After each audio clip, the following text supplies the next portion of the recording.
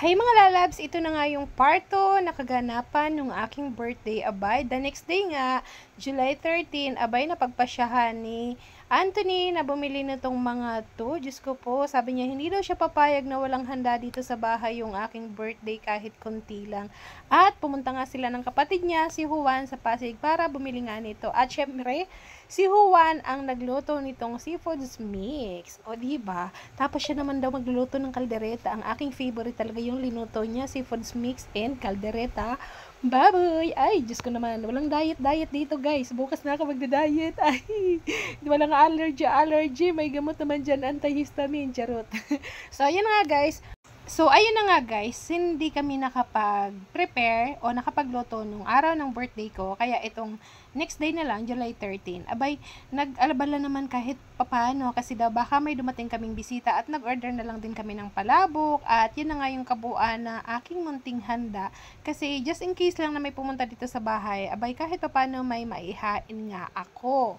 Kasi dapat talaga hindi na ako maghahanda. Pero syempre, alam nyo naman, abay nag-effort ng bonggang-bongga yung isa. Abay, ayaw pa ba ako? Kaya thank you, bebe.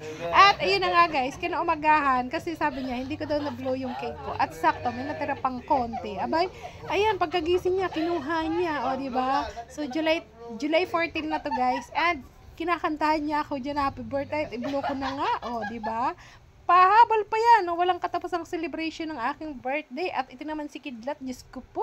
Gusto lagi nakabuntot sa papa niya at nag-aaya na naman. Gusto kasing gumala ng batang ito, ng batutang Kidlat. And ito na nga guys, pagkatapos nga niya nila makagala, tuwang-tuwa to si Batuta. O, diba? Kayo lang ba yung may ganyang alagang aso, guys? Ito na nga guys, may bisita ako, si Auntie Marites, si Ate Dadin, si Von, si Jingjing, si Kyle, si Sam, ayan ba, pinsan ko, tita ko, at mga pamangkin ko. So, akala ko kasi nagbibiro lang si tita or si auntie, na nung gabi sabi niya pupunta sila dito. Abay, kinahaponan nga, ayan na nga, andyan na sila. O, diba, kinakantahan pa nga nila ako dyan ng happy birthday. O, diba, thank you sa inyong lahat. I love you all, guys. I love you.